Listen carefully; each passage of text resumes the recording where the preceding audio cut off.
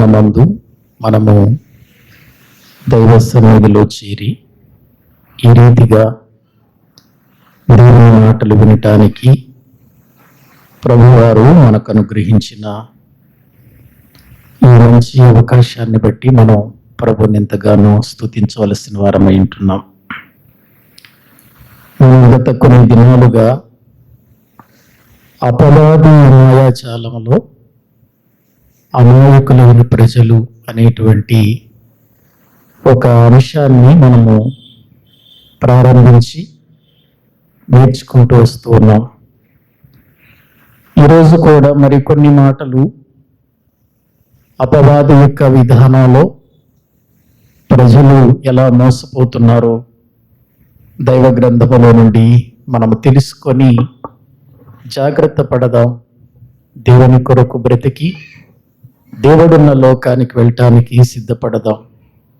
చిన్న ప్రార్థన చేసుకొని మనము వాక్య భాగంలోనికి వెళదాం. మమ్మలను అతి మిక్కిలిగా ప్రేమించిన మా ప్రియ పరలోకపు తండ్రి, మీ శ్రేష్టమైన ఘనమైన ఉన్నతమైన నామములో మీకు స్తుతులు చెల్లిస్తూ ఉన్నాం. తండ్రి, ప్రభువైన యేసుక్రీస్తు ద్వారా మేము నీ యొద్దకు చేరటానికి, మీ సన్నిధిలో ప్రార్థించటానికి, క్రీస్తు నామములను చూస్తూ మమ్మలను పరిశీలన చేస్తూ మీ వాక్యము ద్వారా మాతో మాట్లాడి మేము ఏ స్థితిలో బలహీనులుగా ఉన్నామో మాకు తెలియచేసి మమ్మలను బలపరుస్తున్నందుకై మీకు స్తోత్రాలు చెల్లిస్తూ ఉన్నాం. ఈ రాత్రి మీ వాక్యము దగ్గరకు వస్తుండగా సమయోచితమైన మీ జ్ఞానం, పరిశుద్ధాత్మ సహాయం మీరు నాకు అనుగ్రహించండి. మీ మాటల ద్వారా నన్ను మమ్మలను బలపరిచి క్రీస్తునందు స్థిరులుగా కదలని వారిగా ప్రభువు కార్యాభివృద్ధి యందు ఎప్పటికీ ఆసక్తులై బ్రతుకున్నట్లుగా మమ్మల్ని చేయమని మీ చేతులకు మమ్మల్ని మేము అప్పగించుకొనుచు యేసుక్రీస్తు ప్రభు పేరిట ప్రార్థించి స్తుతించి వేడుకుంటున్నాము తండ్రి, ఆమేన్. ప్రభునందు ప్రియులారా, ఈ లోకములో అపవాది అనేవాడు ఒక గొప్ప స్థానాన్ని సంపాదించుకొని వాడు లోకాన్ని ఏలుతున్నాడు, లోకాన్ని పరిపాలిస్తున్నాడు. అపవాది అనేవాడు ఎంత తెలివి కలిగిన వాడంటే, వాడు కనబడడు, వాడు మన కంటికి కనబడకుండా మన ద్వారా వాడి కార్యాలు, వాడి పనులు చేయించుకుంటాడు. చాలాసార్లు అపవాది అనగానే, సాతాను అని అనగానే మనం ఏమనుకుంటామంటే వాడేదో మన మధ్యలో ఒక భూతంలాగా కనబడతాడు, లేకపోతే ఒక ఆకారంలో కనబడతాడు, లేక మన మధ్యకు వచ్చి అనేక విధాలుగా వాడు కనబడి పని చేస్తాడు అని అనుకుంటాం. కానీ అపవాది కనబడడు, చూడటానికి అవకాశం లేదు. కారణం ఏంటంటే అపవాది కూడా ఆత్మయై ఉన్నాడు. ఆత్మ మన కంటికి కనబడదు. కనబడకుండానే అపవాది వాడి క్రియలు జరిగిస్తూ ప్రజలను మోసం చేస్తూ ప్రజలను దేవునికి కాకుండా, దేవుని యొద్దకు వెళ్ళకుండా, దేవునితో ఉండకుండా వాడు అనేక రకాలుగా పని జరిగిస్తూ ఉన్నాడు. ప్రియులారా, ఈ రాత్రి కాల సమయంలో అపవాది యొక్క జీవితం మనం ఇలా చెప్పుకుంటూ వెళ్ళిపోతే ఎన్నో దినాలు పడుతుంది. వాడి యొక్క క్రియలు, వాడి యొక్క విధానం మనం తెలుసుకోవాలి అనంటే కారణం ఏంటి అనంటే, అపవాది అనేటువంటి వాడు నిద్రాహారాలు మాని మనలను దేవునికి చెందకుండా చేయటానికి ఎన్నో రీతులుగా పని జరిగిస్తూ ఉన్నాడు. వాడు భూమి మీద సంచారం చేస్తున్నాడు. ఇప్పటికే ఎంతో మందిని మృంగేశాడు. ఇంకా ఎవరిని మృంగుదురా అని వెదకులాడుచు తిరుగుచున్నాడు. వాడి పని తిరగటం, ప్రజలను దేవుని నుండి మళ్ళించటం, దేవుని యొద్దకు రాకుండా చేయటం, దేవునిలో నిలవకుండా పడగొట్టటం, తన వశం చేసుకొని దేవుని పిల్లలే అని అనిపించుకుంటూ దేవునికి కాకుండా వాడి క్రియలలో మనుషులను బందీఖానాలుగా చేసి ఉంచుకోవటం మనం చూస్తూ వస్తూ ఉన్నాం. ఏదేను తోటలో ప్రవేశించి దేవుడు చేసుకున్నటువంటి మనుషులను సైతం వాడు ఓడించి దేవుని యొక్క దృష్టిలో ప్రియులారా ఒక విరోధిగా కనబడుతున్నవాడిగా మనం దేవుని వాక్యంలో చూస్తున్నాం. తన స్వరూపములో తన పోలికలో చేసుకున్న మానవుణ్ణి దేవుడు ప్రియులారా ఆ మానవుని చేత ఆరాధించబడాలి, ఆ మానవునితో సహవాసం చేయాలి అని అనుకున్న ప్రభువు పరలోకమందున్నటువంటి దేవుడు సాతాను చేతిలో ఓడిపోయిన మానవుని చూచి చాలా చింతించాడు, చాలా బాధపడ్డాడు. ఎందుకంటే పరలోకంలో దేవుని దూతల చేతిలో ఓడిపోయినవాడు భూమి మీద దేవుని పోలికలో స్వరూపములో చేయబడిన మానవుని ఓడించాడు అని అంటే నిజంగా దేవునికి అవమానం కలిగింది. ఎవరి వలన అవమానం కలిగిందంటే దేవదూతల వలన అవమానం కలగలేదు ఆయనకి. ఎవరి వలన అవమానం కలిగిందంటే ఆయన పోలికనిచ్చి ఆయన స్వరూపమునిచ్చి చేసుకున్న మానవుని ప్రియులారా విషయంలో లేక మానవుని ద్వారా దేవునికి అవమానం జరిగింది. దేవుడు అనుకున్నాడు, నా కొడుకు నా కూతురు లేక నా పిల్లలైనటువంటి వారు పరలోకంలో దేవదూతల చేతిలో ఓడిపోయారు, వాళ్ళు సేవకులు. దేవదూతలు గొప్పవారు కాదు, నా పిల్లలు గొప్పవారుగా నిలవాలి అనుకున్నాడు. దేవదూతల చేతిలో ఓడిపోయిన వీళ్ళు నా పిల్లల చేతిలో ఎంత అని అనుకున్నాడు. కానీ దాసులైనటువంటి పనివారైనటువంటి దేవదూతల చేతిలో సాతానుడు ప్రియులర ఓడిపోయాడు. కానీ దేవుని స్వరూపములో దేవుని పోలికలో చేయబడినటువంటి మనిషి మాత్రం సాతాను చేతిలో ఓడిపోయాడు. సాతాను చేతిలో మనిషి ఓడిపోయాడు.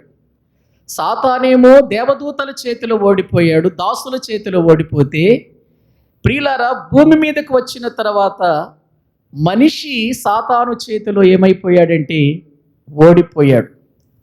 నా కొడుకులను చూచి నేను గర్వపడాలి అనుకున్నాడు దేవుడు. పరలోకమందున్న దేవుడు నా పిల్లలను చూచి నేను హుందాతనంగా బ్రతకాలి అని అనుకున్నాడు. కానీ అది నీరు కార్చేశారు మొదటి మనుషులు. కారణం ఏంటంటే మాయాజాలంలో మొదటి మనుషుల్ని నాశనం చేశాడు అపవాది. ఈ అపవాది అనేటువంటి వాడు మొదటి మనుషులను నాశనం చేసి పడగొట్టి దేవునికి దూరం చేసి వాడు అంతటితో ఊరుకున్నాడంటే ఊరుకోలేదు. వాడు పనిని ప్రారంభించాడు, పనిలో విజయాన్ని సంపాదిస్తూ దేవుని యొక్క సన్నిధిలో ఉన్నటువంటి మనుషులందరి చేత దేవునికి అవమానము కలిగించేటువంటి పరిస్థితికి అతడు వెళ్ళిపోతున్నాడు. ప్రియులారా, ఎప్పుడైతే మొదటి మనుషుడైనటువంటి ఆదాము అవ్వలు దేవుని దృష్టిలో అపవాది చేతిలో ఓడిపోయిన వారిగా ఉన్నారో దేవుడు సహించలేకపోయాడు. సింహాసనం మీద కూర్చున్న తన కుమారులు తన పిల్లలు ప్రియులర సింహాసనం దిగవలసిన పరిస్థితి వచ్చింది. ఒక అధికారంలో ఉన్నటువంటి తన పిల్లలు అధికారాన్ని కోల్పోయి బ్రతకటం ప్రియులారా జరిగింది. ఆ రీతిగా ఏదేను తోటలో వారు ఉండటం మంచిది కాదు, అది క్షేమకరమైన పరిస్థితి కాదు అనుకున్న దేవుడు వారిని ఏదేను తోటలో నుంచి బయటకు వెళ్ళగొట్టాడు. మీరు ఇక్కడ ఉండటం సరి అయిన విధానం కాదు, నా ప్రణాళికలో నుండి తప్పిపోయారు, నేనేదైతే అనుకున్నానో నా ఆలోచనకు మీరు విరోధంగా బ్రతికి అపవాది చేతిలో మీరు ఓడిపోయారు. ఓడిపోయిన వాడు నా కొడుకు నా కూతురు అని నేను చెప్పుకోవటం అది గొప్పతనం అవుతుందా? ఏవండి, ఓడిపోయిన వారిని చూచి పరలోకమందున్న తండ్రి నా కొడుకు నా కూతురు ఓడిపోయారు అని ఆనందించగలడా? ఒకసారి ఆలోచించండి.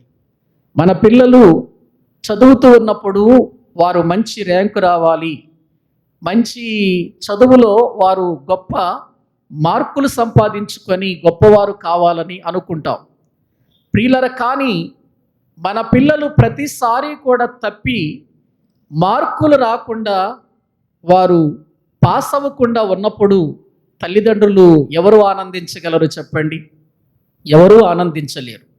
నా కొడుకు బాగా చదివి పాస్ అవ్వాలనుకున్నాను, కానీ వాడు ఓడిపోయాడు, లేక అపజయం పాలైపోయాడు, లేక వాడు తప్పిపోయాడు అని ఆ తల్లిదండ్రులు చాలా బాధపడతారు. ప్రియులారా, ఒక చదువు విషయంలో మన పిల్లలు తప్పిపోతేనే మనం సహించలేం, కానీ పరలోకమందున్న తండ్రి ప్రణాళికలో నుండి మనుషుడు అపవాది యొక్క మాటలు విని తప్పిపోతే పరలోకమందున్న దేవుడు ఏ రీతిగా ఆ పిల్లలను చూసి ఆనందించగలడు? నా పిల్లలు విజయం సంపాదించారు అని ఆనందించగలడా? నా పిల్లలు సాతానును ఓడించారు అని ఆనందించగలడా? నా పిల్లలు సాతానుని జయించారు అని ఆయన ఆనందించగలడంటే లేదండి. ఆనాటి నుండి ఈనాటి వరకు కూడా సాతాను యొక్క మాయాజాలంలో ప్రజలు, ప్రియులారా, నేటికి దేవునికి దుఃఖాన్ని కలిగిస్తూనే ఉన్నారు, దేవునికి అవమానం కలిగిస్తూనే ఉన్నారు. ఏదేను తోటలో నుంచి బయటికి వచ్చినటువంటి ఆదాము అవ్వలను దేవుడు విడిచిపెట్టాడా అంటే విడిచిపెట్టలేదు. మరలా వారి యొక్క జీవితంలో ఎప్పుడైతే సాతానుడు వారిని తన మాయాజాలంలో పడవేశాడో, ఏ స్త్రీ అయితే మొట్టమొదటిగా పడిపోయిందో ఆ స్త్రీ సంతానములో నుండే ఒక వీరుణ్ణి తీసుకొస్తాను, నిన్ను ఓడిస్తాను అని దేవుడు సవాలు చేశాడు ఆది కాండంలోనే. స్త్రీ సంతానమునకును నీ సంతానమునకును వైరం కలుగుతుంది అని ప్రభువు, ప్రియులారా, ఆ రోజున తన పిల్లలు ఏ స్త్రీనైతే మోసం చేసి ఏ స్త్రీనైతే పడగొట్టిందో అపవాది, ఆ అపవాదితో ప్రభువు ఆనాడే ఏ విధమైనటువంటి విజయాన్ని చూడాలనుకున్నాడో ఒకసారి చూడండి. ఆది కాండం దేవుని వాక్యములో నుండి 3వ అధ్యాయం, ఆది కాండము 3వ అధ్యాయం 15వ వచనాన్ని మనము చదువుకుందాం. ఆది కాండము 3వ అధ్యాయము 15వ వచనాన్ని వాక్యములో నుండి మనము చూద్దాం. చదవండి. మరియు నీకును స్త్రీకిని నీ సంతానమునకును ఆమె సంతానమునకును వైరము కలుగ చేసేదను, అది నిన్ను తల మీద కొట్టును, నీవు దానిని మడిమి మీద కొట్టుదువని చెప్పాను. చాలండి. ప్రభువు ఎవరితో మాట్లాడుతున్నాడు ఈ మాటలంటే సర్పమును ఆవరించి ఉన్న సాతానుతో మాట్లాడుతున్నాడు. సర్పమును ఆవరించి ఉన్న సాతానుతో ఏమని మాట్లాడుతున్నాడంటే, నీవు నా పిల్లలను పాడు చేశావు, నా పిల్లలను ఓడించావు, నా పిల్లలను నాకు కాకుండా చేశావు. అయితే ఏ స్త్రీ అయితే మొట్టమొదటిగా నీ మాట విందో, ఏ స్త్రీ అయితే మొట్టమొదటిగా ఓడిపోయిన స్థితిలో ఉండి ఓడించిందో, ఏ స్త్రీ అయితే నీ చేతిలో నీ మాటలు విని తప్పిపోయిందో, అదే స్త్రీ సంతానంలో నుండి నేను ఒకరిని రప్పించబోతున్నాను. ఆ స్త్రీ సంతానములో నుండి వచ్చిన వాని చేతే నిన్ను ఓడించి నేను మహిమపరచబడతాను అని ఆనాడే యేసుక్రీస్తును గురించినటువంటి ప్రవచనం పరలోకమందున్న తండ్రి ఇదిగో పలికినట్లుగా బైబిల్లో చూస్తున్నాం. తిరగనీకండి పిల్లల్ని. ప్రియులారా, దేవుని యొక్క వాక్యంలో మనము ఆ రీతిగా మరి అపవాదితో దేవుడు సవాలు చేశాడు. ఇక ఆ పిల్లలు దేవుని కొరకు బ్రతకాలి, అపవాదిని ఓడించాలి అని దేవుడు, ప్రియులారా, ఆశించినట్లుగా మనం చూస్తున్నాం.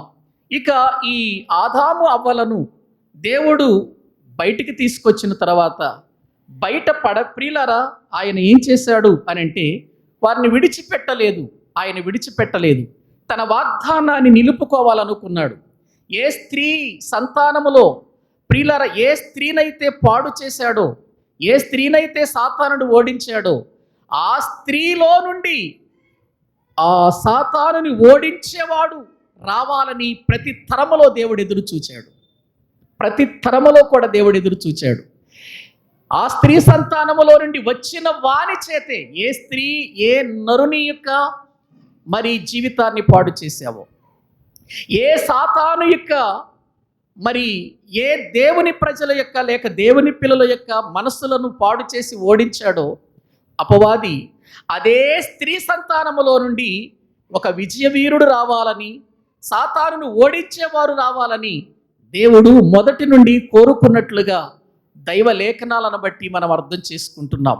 ప్రియులారా, ఈ విధంగా దేవుడు వారిని బయటకు వెళ్ళగొట్టి ఊరుకోలేదు, కానీ ఆయన ఏం చేశాడు అని వాక్యంలో మనము చూస్తే ఒకసారి చూద్దాం రండి. వారి ఎడల ఎంత ప్రేమ కలిగి ఉన్నాడో, వారిలో నుండి ఒక వీరుడు రావాలి, అపవాది యొక్క మాయాజాలాన్ని ప్రజలకు బట్టబయలు చేయాలి, అపవాది కుయుక్తులను నాశనం చేయాలి, వాడు విజయాన్ని సంపాదించాలి అని దేవుడు ఆశించాడు.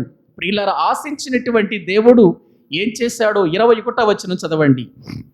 21వ వచనం, దేవుడైన యెహోవా ఆదామునకును అతని భార్యకును చర్మపు చొక్కాలను చేయించి వారికి ఏం చేశాడు?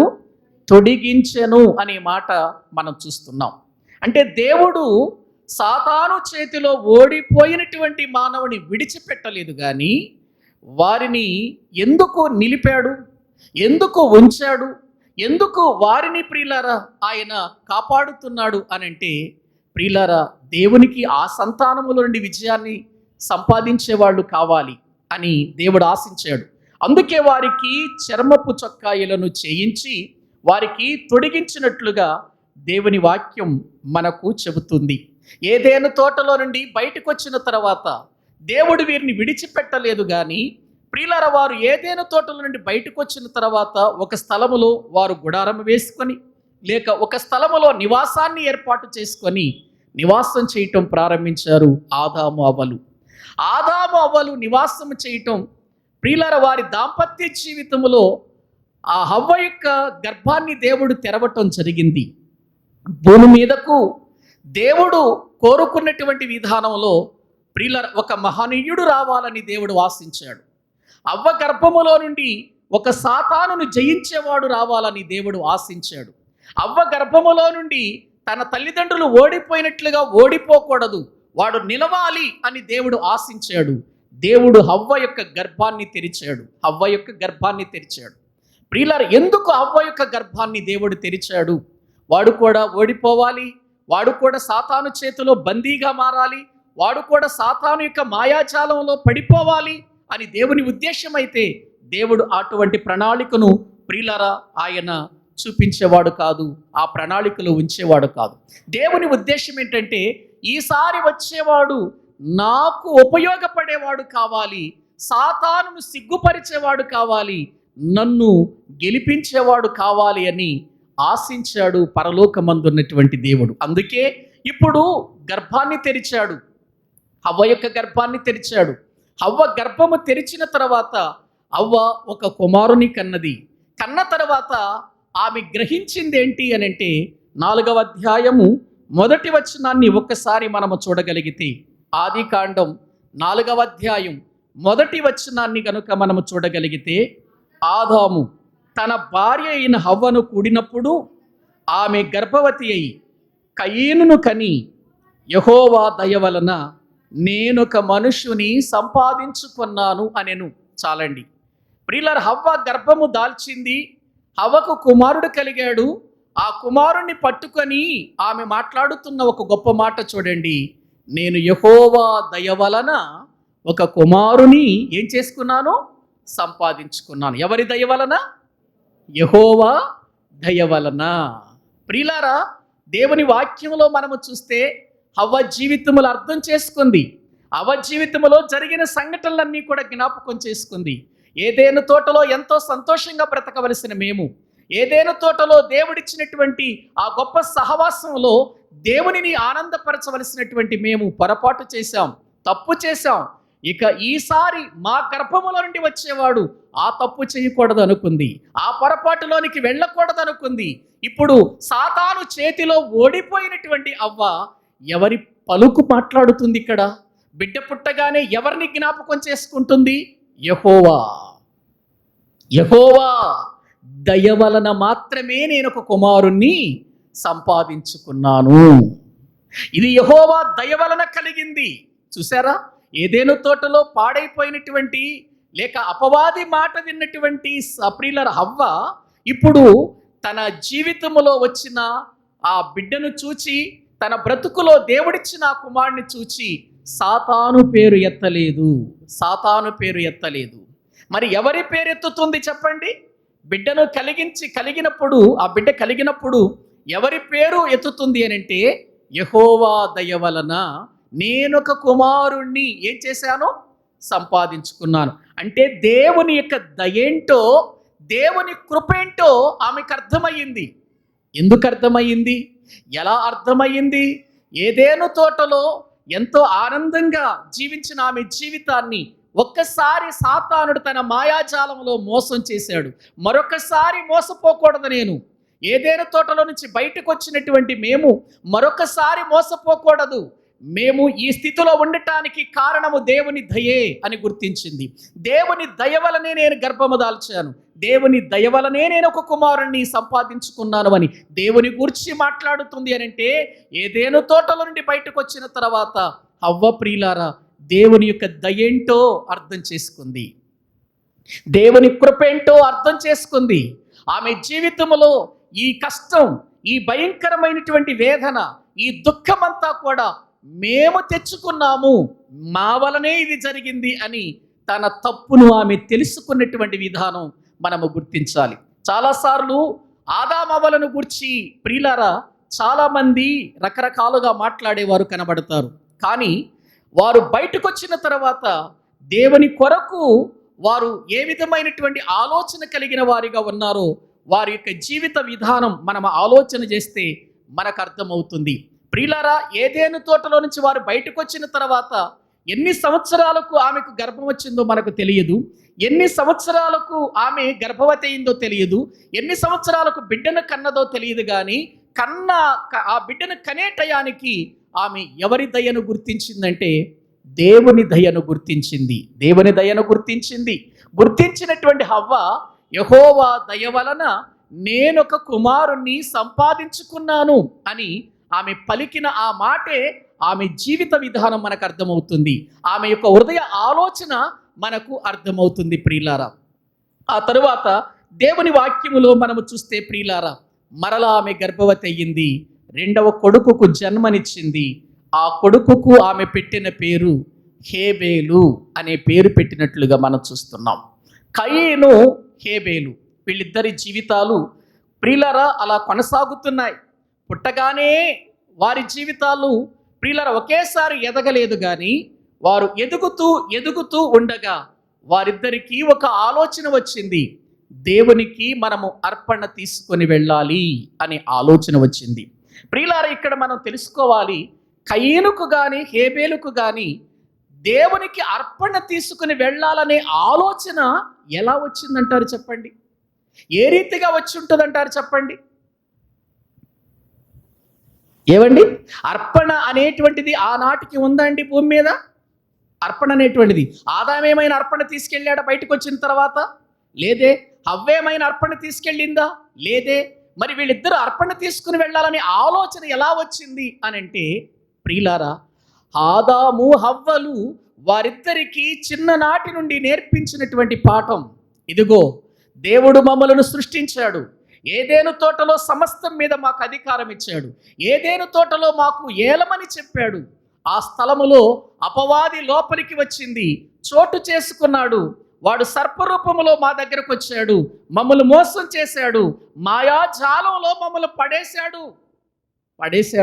ఇదిగో దేవునితో చల్లని పూట ప్రతి దినము మాట్లాడుకునేటువంటి మేము దేవునికి దూరం అయిపోయాం, దేవునికి దగ్గర కాలేకపోయాం, దేవునిలో నుండి మేము తొలగిపోయాం, ఏదేను తోటలో నుంచి బయటికి వెళ్ళగొట్టబడ్డాం, లోపలికి వెళ్ళటానికి ఖడ్గజ్వాలలు దేవుడు పెట్టాడు.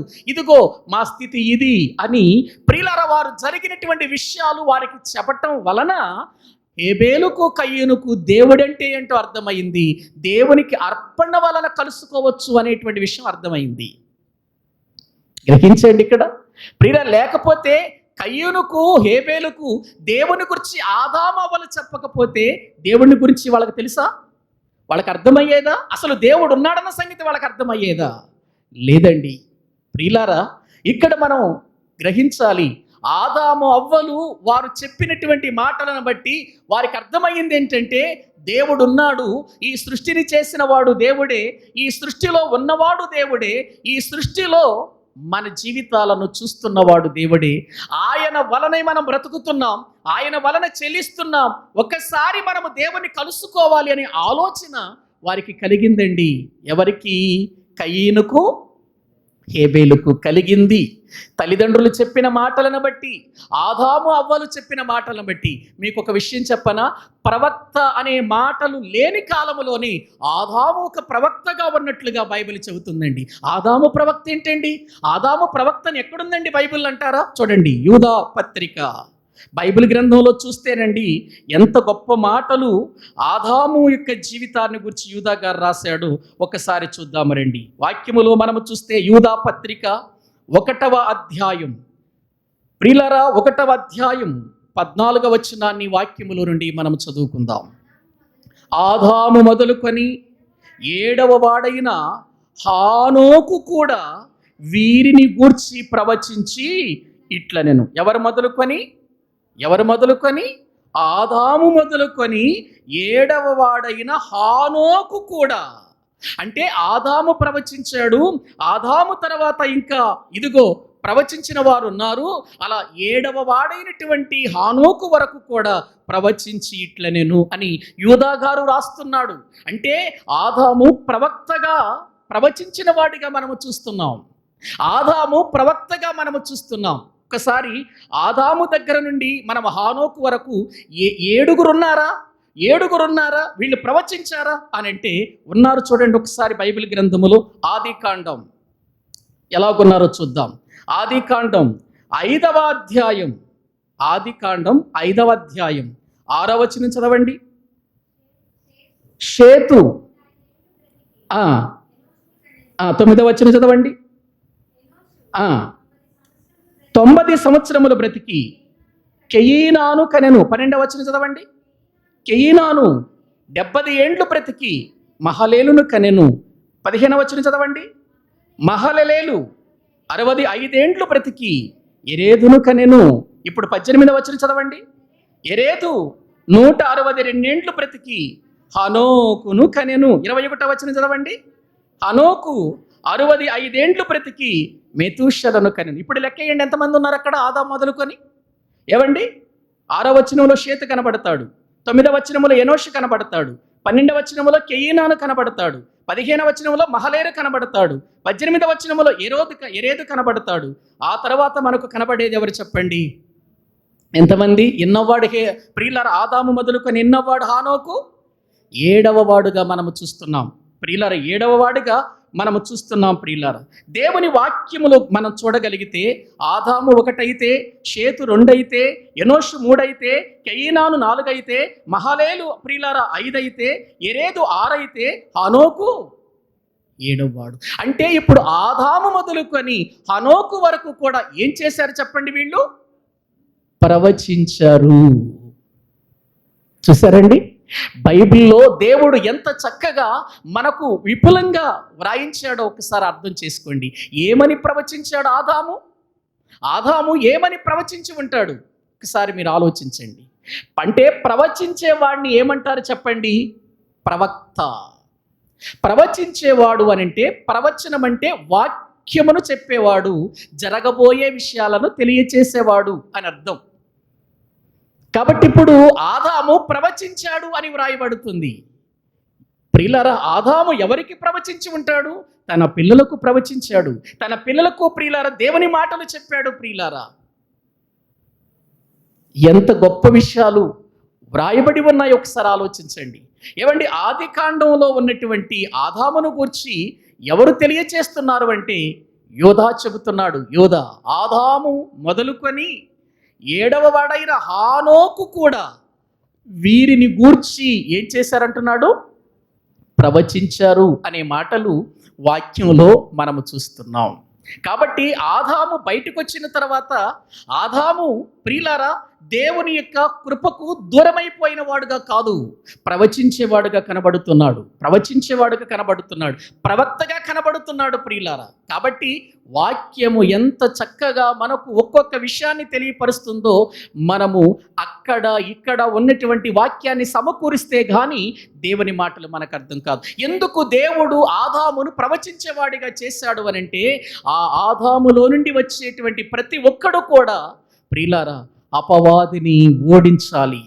ఒక్కడైనా నా కొరకు బ్రతికేవాడిని చూడాలి, ఒక్కడనైనా నన్ను మహిమపరిచేవాడిని చూడాలి, ఒక్కడనైనా నన్ను గెలిపించేవాడిని చూడాలనేది ఆయన ఆశ అండి.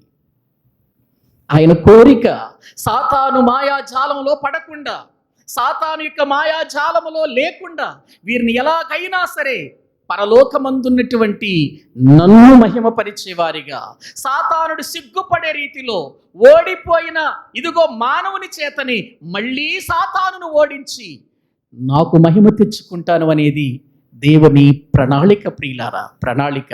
అందుకే కయీను హేబేలు అర్పించాలి అనేటువంటి విషయం ఎవరు చెబితే వాళ్ళు చేయగలుగుతున్నారు చెప్పండి? తమ యొక్క తల్లిదండ్రులు చెబితే చేయగలుగుతున్నారు. ప్రియులారా, పరలోకమందున్నటువంటి దేవుడు ఆనందిస్తూ ఉన్నాడు. యెహోవా దయ వలన నేను కుమారుని సంపాదించుకున్నాను అని పలికిన మొదటి పలుకును చూచి, అవ్వను చూచి దేవుడు ఆనందపడ్డాడు. ప్రియులారా, ఆ తర్వాత హేబేలును చూచి, వారిద్దరికీ నేర్పించినటువంటి ఆ నేర్పును చూచి, వారు అర్పణ తీసుకుని రావటం చూచి ప్రియులారా దేవుడు ఆనందించాడు, దేవుడు సంతోషించాడు. ప్రియులారా, ఇది గమనించిన అపవాది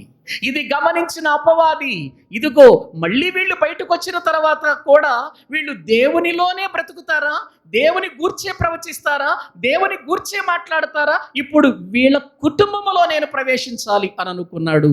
కయీను దగ్గరకు వచ్చాడు అపవాది. కయీను దగ్గరకు వచ్చాడండి అపవాది. కయీను హృదయాన్ని తన స్వాధీనం చేసేసుకున్నాడు. యవన కాలములోనికి వచ్చినటువంటి కయీను ప్రియులారా, ఇదిగో దేవుని దయ వలన పుట్టినటువంటి కయీను దేవుని దయకు దూరమైపోయిన వాడిగా మనం చూస్తున్నాం. కారణం ఏంటో తెలుసా?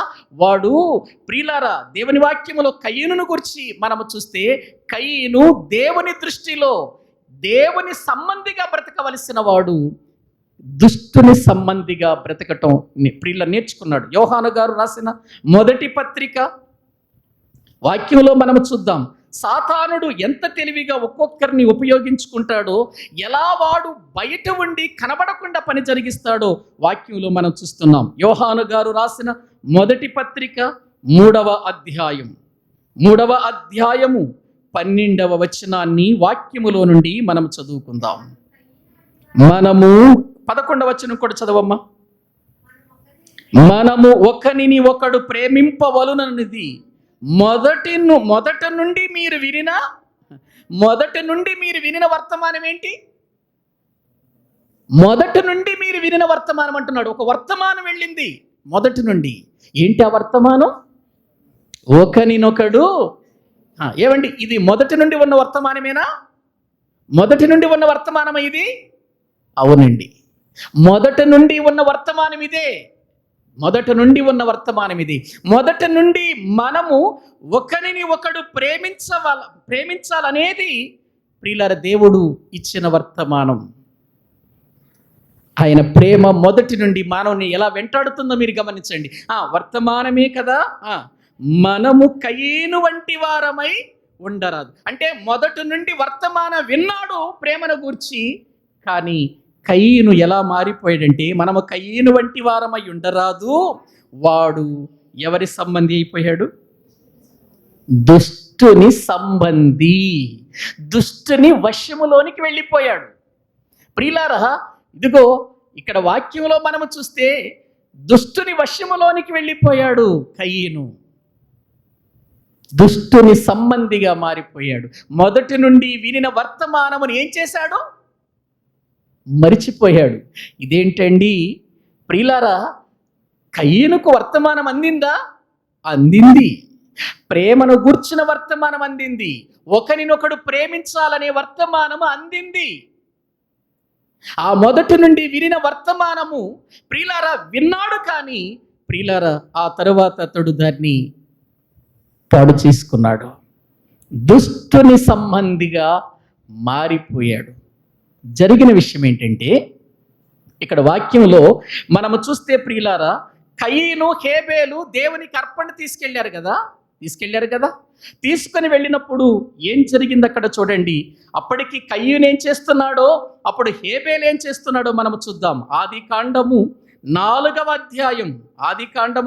అధ్యాయము దేవుని వాక్యములో నుండి 2వ వచనం.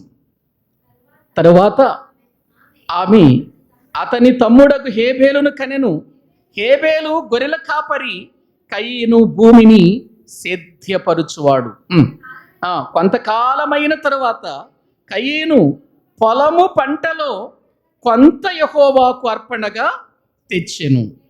హేబేలు కూడా తన మందలో తొలి చూలన పుట్టిన వాటిలో క్రొవ్విన వాటిని కొన్ని తెచ్చెను. యెహోవా హేబేలును అతని అర్పణను లక్ష్యపెట్టెను, కయీనును అతని అర్పణను లక్ష్య పెట్టలేదు. చూసారా, వాక్యంలో మనము చూస్తే దేవుని యొద్దకు వెళ్ళాలి అని ఇద్దరికీ మనసు కలిగింది. తల్లిదండ్రులు చెప్పినటువంటి మాటలు విన్నారు, మొదటి నుండి వినిన వర్తమానం విన్నారు, ప్రేమను కూర్చిన వర్తమానం వారు తెలుసుకున్నారు. కానీ ఆ ప్రేమను విడిచిపెట్టలేదు హేబేలు. ప్రియులారా, ఆ ప్రేమకు దూరమైపోయాడు కయీను. ప్రేమకు దూరం చేసింది మాయాజాలములో సాతానుడు మాయ చేశాడు కయీనును. ఇప్పుడు కయీను, ప్రియులారా, హేబేలు అర్పణ తీసుకెళ్లారు దేవుని దగ్గరకు. అర్పణ తీసుకుని వెళ్ళినప్పుడు అక్కడ కయీను అర్పణను అంగీకరించలేదని లేదు. అక్కడ ఏముంది? అక్కడ ఏమండి, ఒక్కసారి చూడండి వాక్యములో, దేవుని వాక్యములో మనము చూస్తే అక్కడ వ్రాయబడిన మాటలు చూడండి ప్రియులారా. కయీనును అతని అర్పణను, 5వ వచనంలో కయీనును అతని అర్పణను, కయీను అర్పణ డైరెక్ట్గా దేవుడు ప్రియులారా అంగీకరించటం కాదు. ముందు కయీనును చూశాడు. కయీను ఎటువంటి అర్పణ కలిగి ఉన్నాడు, ఎటువంటి ఆలోచన మనసులో కలిగి ఉన్నాడు, ఎటువంటి తలంపు మనసులో కలిగి ఉన్నాడు, కయీనును చూచాడు. ఆ తరువాత అర్పణను చూచాడు. దేవుడు ఎప్పుడైనంతే, ఇప్పుడే కాదు, కయీను విషయంలోనే కాదు, ఇప్పటి వరకు కూడా దేవుడు మనిషి ఇచ్చే అర్పణను చూడడు. ఆయన అర్పణ ప్రాముఖ్యం కాదు ఆయనకి. ఎప్పుడైనా ఆదాము దగ్గర నుంచి కయీను హేబేలు దగ్గర నుండి ఈనాటి వరకు క్రీస్తు 2వ రాకడ వరకు కూడా మనమిచ్చే అర్పణలను చూడడు, అర్పణలు అర్పించే మనలను చూస్తాడు ఆయన. ఏమండి, అర్పణలు అర్పించే మనలను చూస్తాడు. అందుకే బైబిల్ గ్రంథంలో ఏముందో తెలుసా? ఇదిగో, నీవు దేవుని బలిపీఠము దగ్గర అర్పణ అర్పించేటప్పుడు నీవు ఎవరి మీదనైనా నీకు విరోధం ఉంటే వెళ్ళి వెంటనే ఏం చేయమన్నాడు? అర్పణ విడిచిపెట్టి. చదవండి ఒకసారి మత్తయి సువార్త. దేవుని వాక్యాన్ని మనము చూడగలిగితే ప్రియులారా, మత్తయి సువార్త దేవుని వాక్యము మనకు ఏం చెబుతుందో చూద్దాం. మత్తయి సువార్త దేవుని వాక్యములో నుండి 5వ అధ్యాయము దేవుని వాక్యాన్ని 21వ వచనం నుండి చదవండి, మనకు అర్థమవుతుంది. 21వ వచనం, నరహత్య చేయవద్దు, నరహత్య చేయవాడు విమర్శకు లోనగునని పూర్వీకులతో చెప్పబడిన మాట మీరు విన్నారు కదా. పూర్వీకులతో చెప్పబడిన మాట అంటే ఎప్పటి నుంచి చెప్పబడుతుంది ఈ మాట? నరహత్య చేయవద్దని పూర్వము నుండి చెప్పబడుతున్న మాట మీరు విన్నారు కదా. నేను మీతో చెప్పేది ఏంటంటే, తన సహోదరుని మీద కోపపడు ప్రతి వాడు విమర్శకు లోనగును, తన సహోదరుని చూచి వ్యర్థుడా అని చెప్పువాడు మహాసభకు లోనగును, ద్రోహి అని చెప్పువాడు నరకాగ్నికి లోనగును. కావున నీవు బలిపీఠమునద్ద అర్పణము అర్పించుచుండగా నీ మీద నీ సహోదరునికి విరోధమేమైనను కలదని అక్కడ నీకు జ్ఞాపకము వచ్చిన ఎడల అక్కడ బలిపీఠము ఎదుటనే నీ అర్పణను ఏం చేసేమన్నాడు? విడిచిపెట్టి మొదట వెళ్ళి నీ సహోదరునితో సమాధాన పడుము, అటు తర్వాత వచ్చి నీ అర్పణను. ఇప్పుడు చెప్పండి, దేవుడు అర్పణను లక్ష్య పెట్టాలనుకుంటున్నాడా? మానవ హృదయాన్ని లక్ష్య పెట్టాలనుకుంటున్నాడా? మనిషి హృదయం. నీ హృదయము సరిగా లేనప్పుడు, నీ హృదయము సరైన ఆలోచనలో లేనప్పుడు, నీ సహోదరుని మీద నీకు కోపం ఉంటే నీవు అర్పణ విడిచిపెట్టేసేయి. అర్పణ ప్రాముఖ్యం కాదు. అర్పణ విడిచిపెట్టేసేయ్, అది నాకు అవసరం లేదు. నాకు కావలసింది మీ ఇద్దరి మధ్యలో సమాధానం, ప్రేమ కావాలి. ఎందుకంటే మొదటి నుండి వినిన వర్తమానం ఏంటి? ప్రేమ. ప్రేమ కదా. కాబట్టి నేను అర్పణ ఇస్తున్నాను అని నువ్వు అనుకుంటున్నావా? అర్పణ కాదు నాకు కావలసింది. ఒకవేళ అందరికంటే ఎక్కువగా నువ్వు అర్పణ ఇవ్వచ్చు, అందరికంటే ఎక్కువగా మంచి మంచి వాటిని నువ్వు తీసుకురావచ్చు. నువ్వు మంచివి తెచ్చినా, చెడ్డవి తెచ్చినా, లేకపోతే ఏవి తెచ్చినా మొదటిగా నేను అవి చూడనంటున్నాడు దేవుడు. మరి ఏం చూస్తావయ్యా నీవు అని అంటే, హృదయాన్ని చూస్తాను, ఆలోచనను చూస్తాను, మనసును చూస్తాను, నీలో ప్రేమ ఉందా లేదా అనేది చూస్తాను.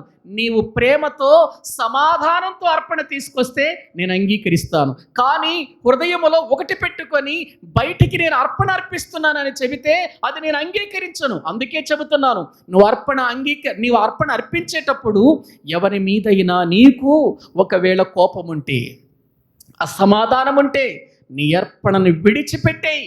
నీ అర్పణను విడిచిపెట్టి వెళ్ళి మొదట నీ సహోదరునితో సమాధానపడుము. ఆ తర్వాత వచ్చి అర్పణ అంగీకరించు. అర్పణ తర్వాతది, సమాధానం ముందు, ప్రేమ ముందు. ఏమండి, సమాధాన పడాలంటే ముందు ఏమి రావాలి? మనిషిలోకి ప్రేమ రావాలి, ప్రేమ పుట్టుకు రావాలి. దేవుడు అడుగుతున్నాడు చూడండి 6వ వచనంలో, యెహోవా కయీనుతో నీకు కోపమేలా? ముఖము కొని ఉన్నావేమి? నీవు సత్క్రియ చేసిన ఎడల తల ఎత్తుకొనవా? సత్క్రియ చేయని ఎడల వాకిట పాపము పొంచియుండును. నీ ఎడల దానికి వాంఛ కలుగును, నీవు దారిని ఏలుదువు. కయ్యను, నీకు అర్థం కాలేదా? ఇప్పటి వరకు నీకు అర్థం కాలేదా? అసలు నీ కోపం ఏంటి? నీ ముఖం చిన్నపుచ్చుకోవటం ఏంటి? ఎందుకు నువ్వు చిన్నపుచ్చుకున్నావు? నువ్వు సత్క్రియ చేస్తే తల ఎత్తుకునేవాడివి, నువ్వు సత్క్రియ చేయలేదు. వాక్య విధానమును విన్నావు కానీ వాక్య విధానంలో నువ్వు బ్రతకలేదు. కయ్యను,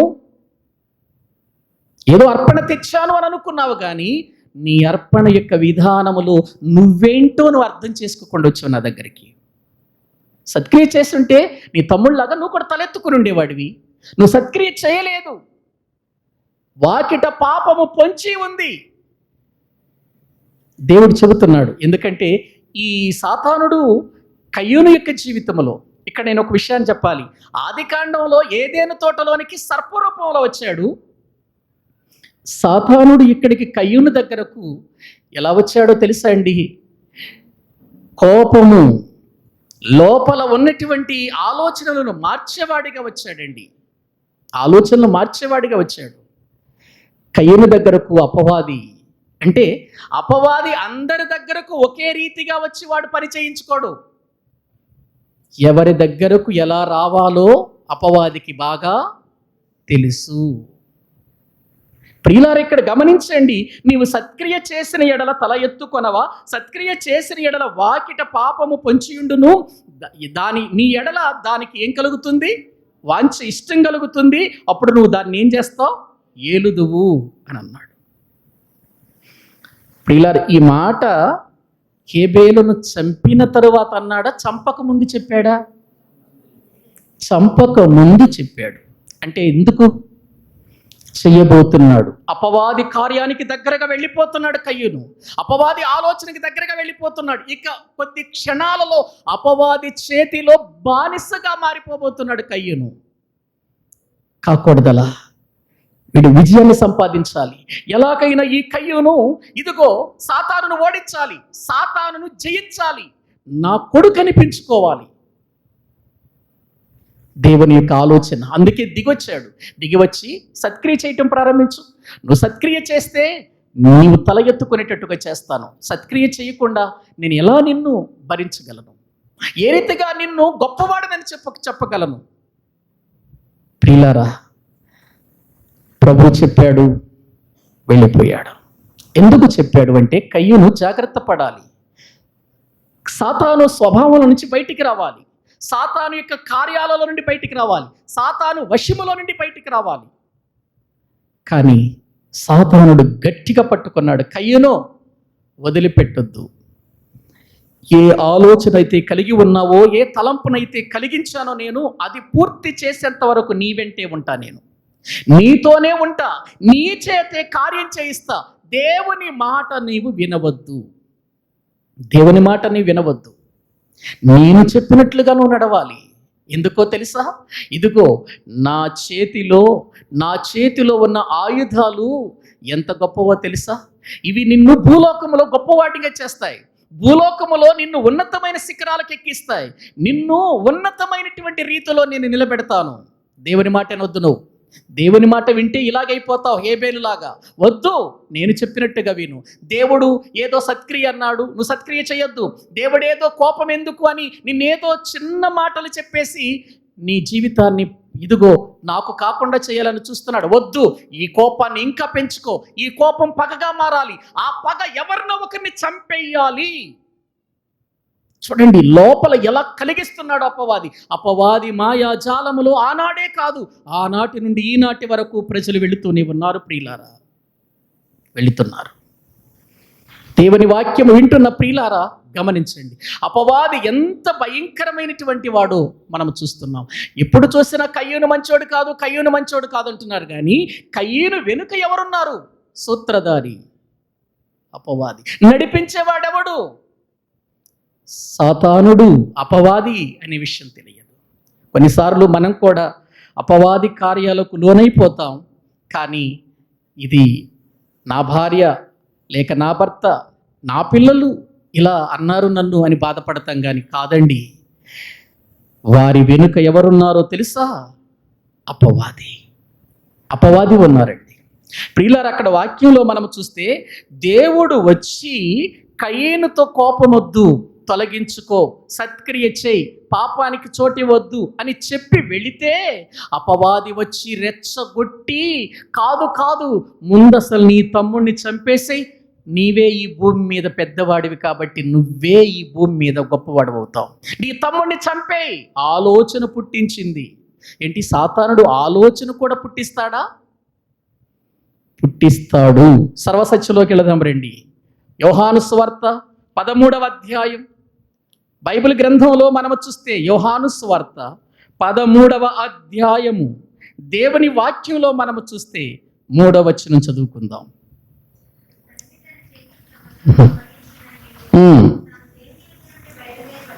యోహాను సువార్త 13వ అధ్యాయము ప్రియులారా 2వ వచనం చదవండి. 2వ వచనం.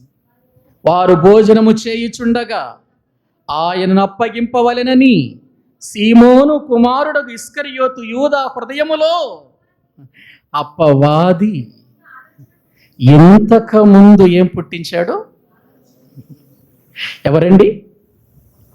ఎవరండి యూదా ఇస్కరియోతుకు ఆలోచన పుట్టించింది? అపవాది. ఒక శిష్యుడు అపవాది మాయాజాలంలో పడిపోతున్నాడు. ఆలోచన పుట్టించాడు, అవకాశం ఇచ్చాడు దానికి తన ఆలోచనలో. ఇప్పుడు కయ్యూనులో కూడా అదే జరిగింది. ప్రియులారా, కయ్యూనులో ఆలోచన పుట్టించాడు. వద్దు, నువ్వు దేవుని మాట వినవద్దు. నువ్వు శరీరంతో ఉన్నావు, ఈ శరీరముతో నీవెన్నో పనులు చేయాల్సి ఉంది. నువ్వు దేవుని మాట వింటే సత్క్రియ చేయటం చాలా కష్టం. దేవుని మాట వినొద్దు, నువ్వు నా మాట విను. తన వశములోనికి వెళ్ళిపోయాడు, అపవాది వశములోనికి వెళ్ళిపోయినటువంటి కయీను ఏం చేశాడో తెలుసా? ప్రియులారా, కయీను తన తమ్ముడైన హేబేలుతో మాటలాడిన 8వ వచనంలో, ఆదికాండము 4వ అధ్యాయం 8వ వచనంలో కయీను తన తమ్ముడైన హేబేలుతో మాటలాడిన. ఏం మాట్లాడాడు? ఏం మాట్లాడి ఉండి ఉంటారంటావు? బైబిల్లో రాయబడలేదు గనక దాని గురించి ప్రియులారా మనం ఏదో చెప్పేయటానికి ప్రయత్నం చేయకూడదు. కయ్యూనుతో మాట్లాడాడు. ఏం మాట్లాడాడో బైబిల్లో రాయబడలేదు కనుక ఇది మాట్లాడాడు అని చెప్పే సాహసం ఏ ఒక్కరూ చెయ్యకూడదు. దేవుని మాటలంటే అట్లా ఉండాలి. ఏమండి, చాలామంది ఏదో తమ ఆలోచన చెప్పేసేయాలి, తమ తలంపులు చెప్పేసేయాలని మళ్ళీ వీళ్ళు అపవాది ఆలోచనలోకి వెళ్ళిపోతారు. వాక్యాన్ని బోధించేటప్పుడు చాలా జాగ్రత్త అండి. వాక్యం చందమామ పుస్తకం కాదండి. వాక్యం పాఠ్య పుస్తకం కాదండి. వాక్యం ఎవరో మనుషులు రాసినటువంటి పుస్తకం కాదండి. వాక్యము పరిశుద్ధాత్మ మూలముగా, పరిశుద్ధాత్మ ప్రేరేపణతో దేవుని మూలముగా పలకబడిన వాక్యం. కాబట్టి వాక్యము వాక్యముగానే ఉండాలి. వాక్యములో మన ఆలోచన చేరిస్తే అది ఎవరి బోధ అవుతుందో తెలుసా? అపవాది బోధ, భ్రష్ట బోధ, ప్రియుల దురాత్మ బోధ ఉంది, దయ్యముల బోధ. బైబిల్ గ్రంథములు ఉన్నాయండి ఇవన్నీ. చాలామంది ఏమనుకుంటారంటే నేనేదో కొత్తది చెప్పేసేయాలి అనుకుని వీళ్ళ ఆలోచనలు తీసుకొచ్చి బైబిల్ గ్రంథంలో చేర్చేస్తారండి. దాని వలన మనం ఎంత నష్టపోతున్నామో తెలుసా? పరిశుద్ధాత్మకు విరోధంగా పాపం చేయటం అంటే అదేనండి. అందుకే బైబిల్ గ్రంథం యొక్క విధానం ఏంటో మనం అర్థం చేసుకోవాలి. ప్రియులారా, ఇక్కడ వాక్యంలో మనము చూస్తే హేబేలుతో కయ్యూను మాట్లాడిన తర్వాత వారు పొలములో ఉన్నప్పుడు కయ్యూను తన తమ్ముడైన హేబేలు మీద పడి అతని చంపెను. నరహంతకుడుగా మారిపోయాడు. ఎవరు? కయ్యూను. యెహోవా దయ వలన పుట్టినవాడు ఎవరి యొక్క విధానంలో, ప్రియులారా, ఎవరి విధానంలో, ఎవరి వశంలోకి వెళ్ళిపోయాడు? అపవాది విధానంలో అపవాది వశమైపోయాడు. నరహంతకుడుగా మారాడు. గ్రహించండి. ఇది నరహంతకుడుగా మారితే ఇది అపవాది విధానం ఎలా అవుతుందండి అని అంటారా మీరు?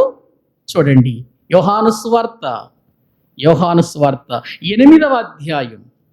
యోహాను సువార్త 8వ అధ్యాయము దేవుని వాక్యములో మనము చూస్తే 44వ వచనమును చదువుకుందాం. మీరు మీ తండ్రి యొక్క అపవాది సంబంధులు, మీ తండ్రి దురాశలు నెరవేర్చగోరుచున్నారు. ఆది నుండి వాడు ఏమై ఉన్నాడు? ఎవరండి? ఆది నుండి నరహంతకుడు ఎవరు? అపవాది. మీరు మీ తండ్రి యొక్క అపవాది యొక్క దురాశలను నెరవేర్చగోరుచున్నారు. వాడు ఆది నుండి నరహంతకుడు. వాడు ఇప్పుడు కాదు, ఆది నుండి నరహంతకుడు. ఇప్పుడు కయీను నరహంతకుడుగా మారటానికి అతని వెనుక ఉన్న సూత్రధారి ఎవరు? అపవాది. ఆది నుండి నరహంతకుడు. మొదటి మనుష్యుణ్ణి నరహంతకునిగా మార్చిన సాతాను మాయాజాలం. గమనిస్తున్నారండి ప్రియులారా? ఒక కుటుంబాన్ని ఎలా పాడు చేశాడో చూడండి. ఏదేను తోటలో ఉన్న భార్యాభర్తలను పాడు చేశాడు. ఏదేను తోటలో నుండి బయటికి వచ్చిన తర్వాత ఒక కుటుంబములో ప్రవేశించి వాడికి అనుకూలమైనటువంటి రీతిలో ఉన్న వారిని ఏర్పాటు చేసుకొని తన వశము చేసుకొని ఇప్పుడు ఏ ఆలోచన అయితే దేవుని సభలో ఉండకూడదనుకున్నాడో దేవుడు, ఏ ఆలోచనలోనికి మానవుడు రాకూడదనుకున్నాడో, ఏ అపవాది చేతిలో వాడు బానిస కాకూడదనుకున్నాడో, ఏ అపవాది చేతిలో వాడు దాసుడుగా మారకూడదనుకున్నాడు, ఇప్పుడు అపవాది చేతిలో మొదటి మనుషుడు ఓడిపోయాడు. భార్యాభర్తలకు పుట్టిన, దేవుడు ఏర్పాటు చేసిన మొదటి జంటకు పుట్టిన ప్రియులారా మొదటి మనుష్యుడు ఓడిపోయాడు. దుష్టుని సంబంధిగా మారిపోయినట్లుగా దైవ గ్రంథంలో చూస్తున్నాం. ప్రియ దేవుని పిల్లలారా, సాతానుడు మొదటి నుండి ఏమై ఉన్నాడు చెప్పండి? నరహంతకుడు. ఒకవేళ నేను అనుకోవచ్చు, ఏమండి నేను ఎవరిని నరహత్య చేయలేదండి, కయీనును చంపినట్లుగా, కయీను హేబేలును చంపినట్లుగా నేను ఎవరిని చంపలేదే కత్తితో అని అనుకుంటున్నావా? ప్రియులారా, క్రొత్త నిబంధనలోనికి వచ్చేసరికి నరహంతకుడు ఎవరు? కత్తి తీసుకుని పొడిచేవాడా? కాదండి. చూడండి, యోహాను గారు రాసిన మొదటి పత్రిక. ఎవరు నరహంతకుడో దేవుని వాక్యములో మనము చూద్దామండి. ఎవరు నరహంతకుడు వాక్యములో చూద్దాం. 3వ అధ్యాయము దేవుని వాక్యములో నుండి 14వ వచనం నుండి చదవండి. మనము సహోదరులను ప్రేమించుచున్నాము గనుక మరణములో నుండి జీవములోనికి దాటి ఉన్నామని ఎరుగుదుము. ప్రేమ లేనివాడు మరణమందు నిలిచి ఉన్నాడు. తన సహోదరుని ద్వేషించువాడు ఎవరండి? కత్తితో పొడిచేవాడా? కత్తితో పొడిచేవాడేనా నరహంతకుడు? ఎవరు మరి? తన సహోదరుని, తనతో పాటు రక్షణ పొందిన వారిని, తనతో పాటు ప్రభు బలలో పాలు పంపులు పొందుతున్న వారు, ఒకే సంఘములో, ఒకే సహవాసంలో, ఒకే ఇంటిలో, ఒకే సంఘములో మేము క్రీస్తు రక్తములో కడగబడ్డామని చెప్పుకుంటున్న వారు ఉన్నారే సహోదరులు. ఈ సహోదరులు మరొకరి మీద ద్వేషంగా బ్రతికితే, ద్వేషం చూపిస్తే, ద్వేషం కలిగి బ్రతికితే తన సహోదరుని ప్రేమించని వాడు, తన సహోదరుని ద్వేషించేవాడు ఏమై ఉన్నాడు? నరహంతకుడు అని బైబిల్ చెప్తుంది. చెప్పండి, ఇప్పుడు మనము అందరినీ ప్రేమించగలుగుతున్నామా? అందరితో సమాధానముగా ఉండగలుగుతున్నామా? నువ్వు ప్రేమించకపోయినా, సమాధానము కలిగి లేకపోయినా, ప్రియులారా, అది ఒక ప్రక్కన పెడితే అసలు నీ సహోదరుని ద్వేషిస్తున్నావు చూడు, ద్వేషిస్తున్నావే, ఆ ద్వేషమే దేవుని దృష్టిలో ఏంటి చెప్పండి? నరహత్య చేయటం. లేదండి నేను అందరినీ ప్రేమిస్తున్నానంటావా? నిజంగా నువ్వు ధన్యుడివే, నువ్వు దేవుని యొక్క మార్గంలో ఉన్నావు. లేదండి నేను అందరి ఎడల ప్రేమ కలిగి ఉన్నానంటున్నావా? నిజంగా వారు దేవుని యొక్క దృష్టిలో ధన్యులే.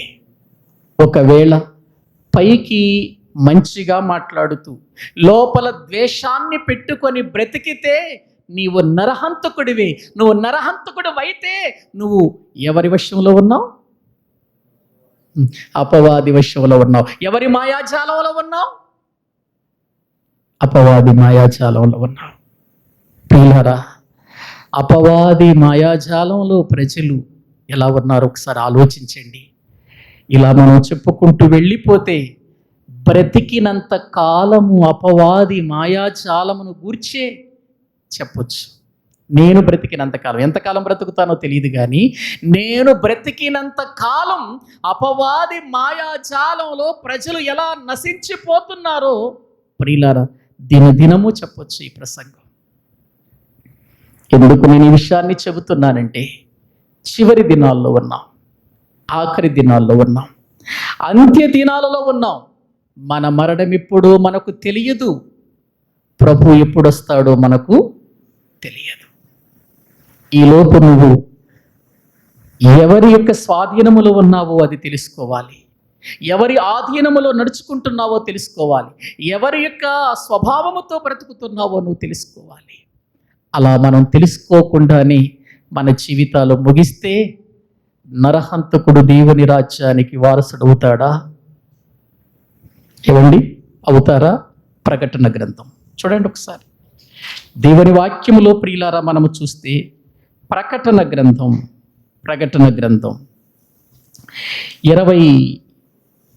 21వ అధ్యాయం, ప్రకటన గ్రంథం 1వ అధ్యాయం 8వ వచనం. పిరికివారును, అవిశ్వాసులను, అసహ్యులను, ఎవరండి?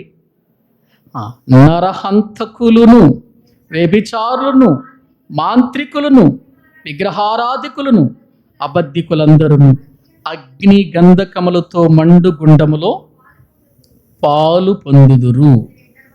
ఇది రెండవ మరణం. 22వ అధ్యాయము 15వ వచనం. 22వ అధ్యాయము 15వ వచనం. కుక్కలను, మాంత్రికులను, నరహంతకులను, విగ్రహారాధికులను, అబద్ధమును ప్రేమించి జరిగించు ప్రతివాడును వెలుపటనందురు. నరహంతకులు ఎక్కడుంటారు చెప్పండి? వెలుపట